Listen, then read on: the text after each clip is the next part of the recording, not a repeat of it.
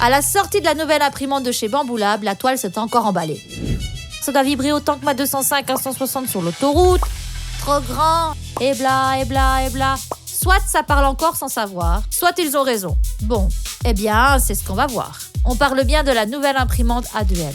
Avec son plateau de 33 sur 32 cm et qui permet d'imprimer des pièces jusqu'à 325 mm de haut, c'est du Masta. Sur papier, c'est cool parce que ça permet d'imprimer de grandes pièces. Mais ça amène aussi tout un tas de défis pour le constructeur.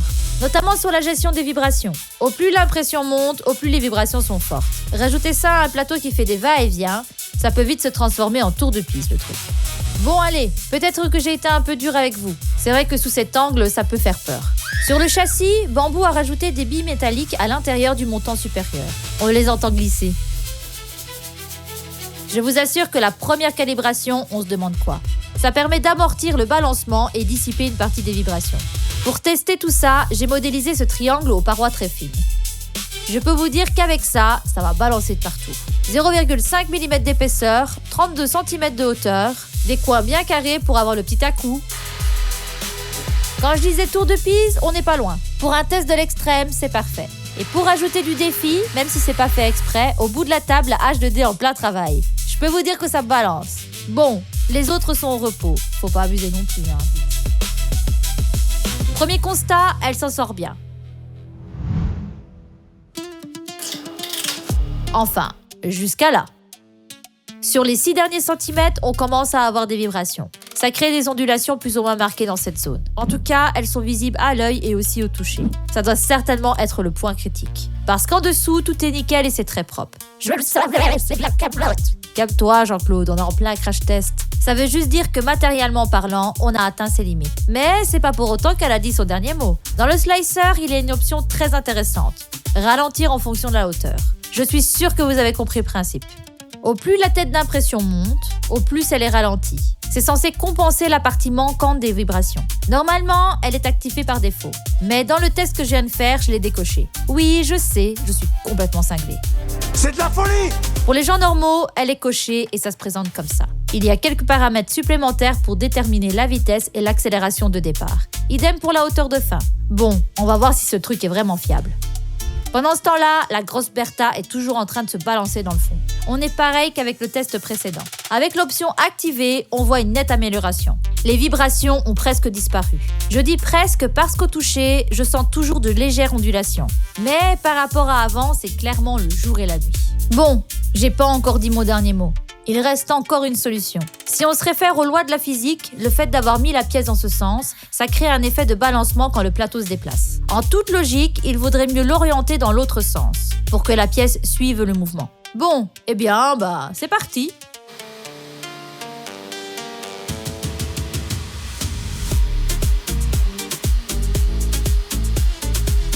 Aussi étonnant que ça l'est, dans mon cas, j'ai l'impression que le résultat a été mieux dans l'autre sens.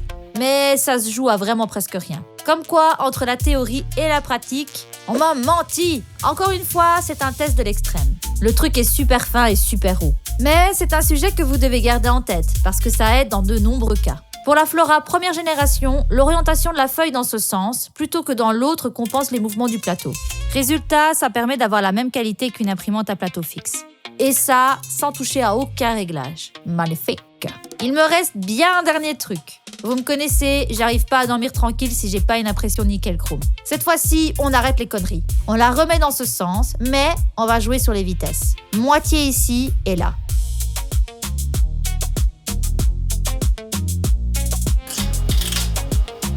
Ah, enfin! Il était temps. Cette fois-ci, l'impression est parfaite de bas jusqu'en haut. Enfin, le bas était déjà nickel avant. Vous avez compris quoi. J'avoue, j'ai peut-être poussé les tests un peu loin. Mais au moins, vous avez maintenant absolument tous les scénarios possibles pour exploiter cette imprimante à son plein potentiel. Après, concrètement, je vois pas ce qui pourrait justifier d'être aussi pointilleux dans les réglages. Peut-être ce genre d'impression, avec des parties extrêmement fines au sommet. Mais dans la plupart des cas, le mode par défaut fonctionne très très bien. C'est parfait comme ton j'aime sur cette vidéo. En parlant de cas concrets, c'est bien beau tous ces tests. Mais au final, tout ce qui compte, c'est de savoir si ça marche avec des trucs qu'on imprime vraiment.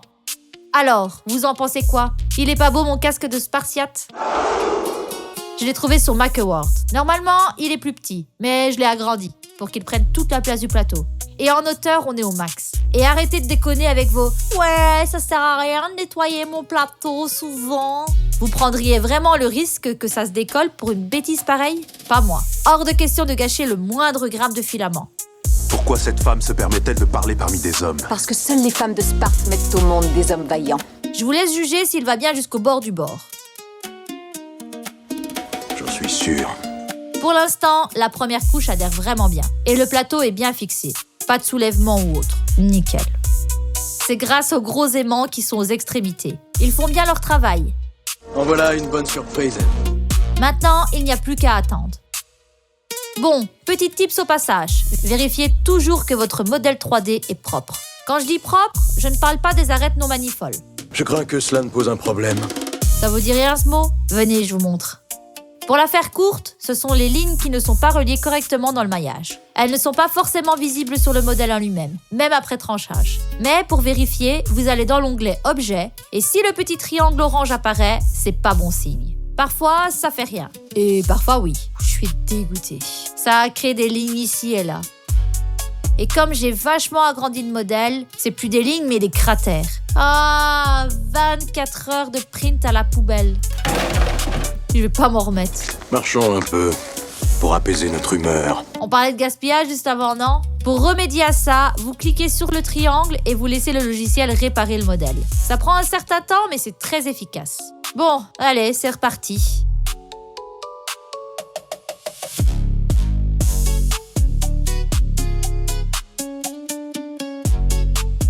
Après plus de 2 jours et demi d'impression, voilà le résultat. Elle a géré à la perfection. Les couches sont lisses et le rendu est vraiment propre. C'est bluffant. La qualité est juste incroyable. Dites-moi en commentaire ce que vous en pensez. Bon, et pour ces fameux 6 cm, il n'y a aucun signe de vibration. Tout est régulier. C'est propre. Pareil avec la crête, elle est parfaite. Ce filament est juste magnifique. Avec cet effet brillant, moi j'aime trop. C'est le silk. Bambou, renflouez vos stocks s'il vous plaît. Il y a encore quelques supports à enlever. Puis, direction peinture. Pour ceux que ça intéresse, je vous montrerai le résultat dans les prochaines vidéos. Et pour ceux que ça intéresse pas, je vous le montrerai aussi. Spartiate! Quel est votre métier? Et si vous aussi, vous voulez créer vos propres modèles, vous pouvez le faire facilement avec Rodin AI, qui nous accompagne sur cette vidéo. Rodin, je vous l'ai déjà présenté sur la chaîne. Ils ont participé à la création d'un des outils de modélisation de Makerwork. Mais ils ont surtout leur propre plateforme, qui permet de générer des modèles 3D à partir de n'importe quelle image. C'est bluffant. C'est facile à prendre en main et ça fonctionne super bien. Vous mettez votre image ou vous pouvez en générer une ici. Après quelques secondes, vous avez votre modèle 3D propre et de super qualité. J'avais pris beaucoup de plaisir à l'époque, mais là, on a passé à un autre level. Avec la version 2.5, les modèles sont encore plus détaillés. Le maillage est nickel, la texture est bien reproduite. C'est vraiment bluffant. Une fonctionnalité que j'attendais depuis très longtemps chez eux, c'est la vue éclatée. Il génère un plan automatiquement avec les différentes parties à assembler. Il a compris toute la structure de l'objet. Soit on peut le faire manuellement en indiquant les différents éléments, on valide et... Waouh, c'est impressionnant. Oui, je suis comme un gosse. On peut modifier chaque morceau, augmenter la définition du maillage, c'est vraiment incroyable. La découpe est parfaite. Regardez le niveau de détail. Pour l'export, il y a différents modes de topologie qui vous donnent un modèle propre et prêt pour la production. Vous voyez pourquoi c'est cool l'éclatement? Ça permet d'imprimer en multicouleurs de manière précise et bien plus propre que si on avait peint la pièce dans le slicer. Avec le lien en description, vous avez un essai gratuit de 14 jours. Et avec la version payante, ça débloque toutes les fonctions avancées. Dans tous les cas, c'est un super outil pour la modélisation. Il est rapide, facile à prendre en main et les modèles 3D générés sont de super qualité. C'est validé à 100%. C'est validé!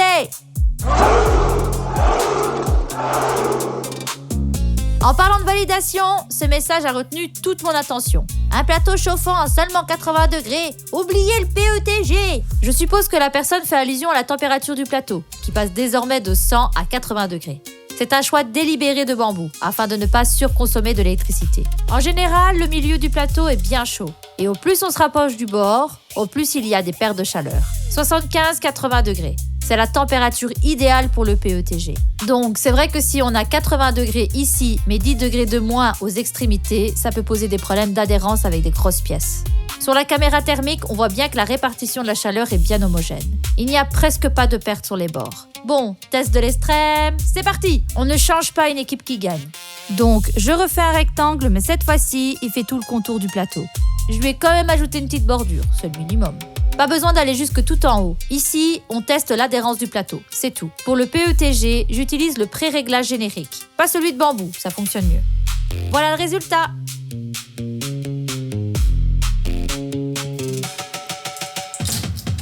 Aucun décollement. Toutes les surfaces sont bien adhérées au plateau. C'est même galère pour le décoller. Pour moi, c'est validé. Ça va, rassuré.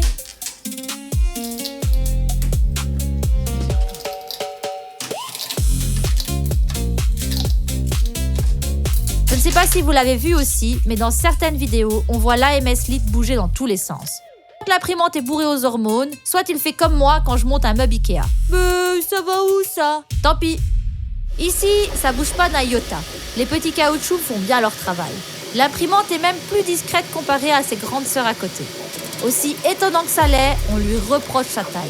Oui, vous avez bien entendu. Et les gars, faut savoir, hein. Vous demandez des imprimantes grand format, et quand elles sont là, vous râlez parce que ça prend trop de place. Comme vous pouvez le voir, elle tient sur un établi de taille standard. Il faut juste prévoir un peu d'espace à l'avant et à l'arrière pour que le plateau se déplace librement. Mais rien d'abusé. Si on calcule la longueur maximale, on tourne autour des 65 cm. Ça va quoi. Et pour l'AMS Lite, il existe des supports qui permettent de le placer au-dessus de l'imprimante. Sur ce coup-là, vous exagérez. Bref, point suivant. Alors lui, il a fait couler énormément d'encre.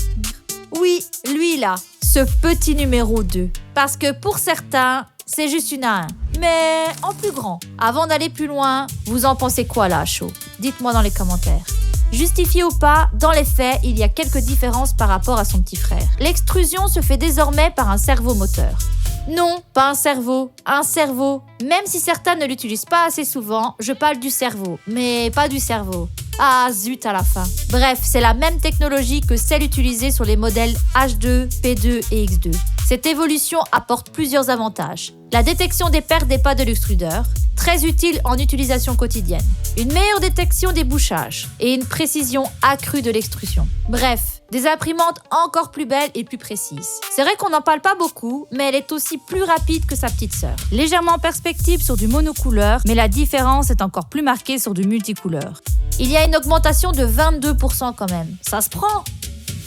En parlant de couleur, la A2L ne réinvente pas la roue. Il s'agit toujours d'un système à buse unique, ce qui signifie que différents filaments sont introduits dans la même buse. Lors d'un changement de filament, celui-ci est coupé et le matériau restant doit être purgé. Le processus de purge se déroule à l'extrémité gauche, dans ce petit truc. La station de purge a la même apparence qu'avant, mais elle possède désormais une nouvelle astuce. Tadam! Un volet supplémentaire à l'avant fait office de détecteur de blobs. Vous savez, ces jolis petits amas. Magnifique, une vraie œuvre d'art. Avec ce nouvel outil, si du matériau commence à s'accumuler dans la buse, ça déclenche ce clapet lorsque la tête d'impression se déplace vers la station de purge et l'impression se stoppe. Encore une fois, je n'ai jamais rencontré ce problème, donc je ne sais pas vous en dire plus. Et si ça t'est déjà arrivé, dis-le moi.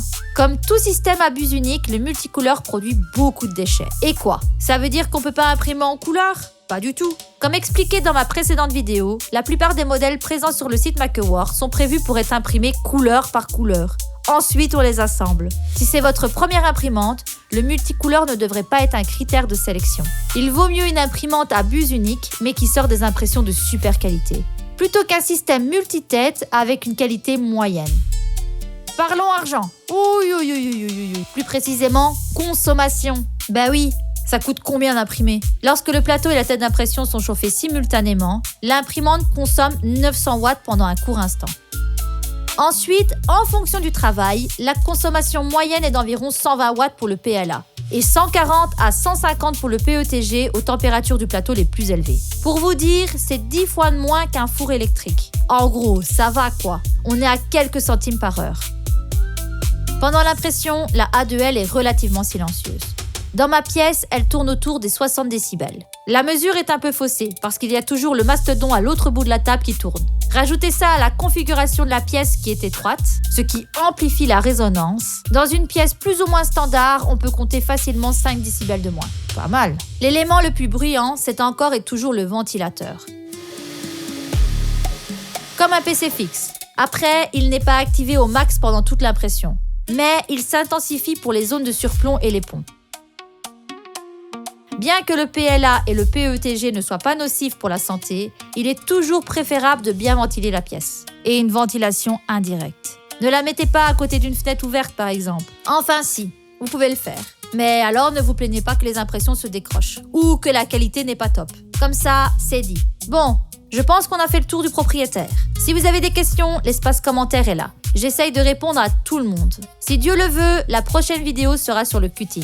J'ai hâte de vous montrer comment s'en servir. En tout cas, je vous dis à bientôt, continuez de briller et soyez bénis. Des bisous. Bisous.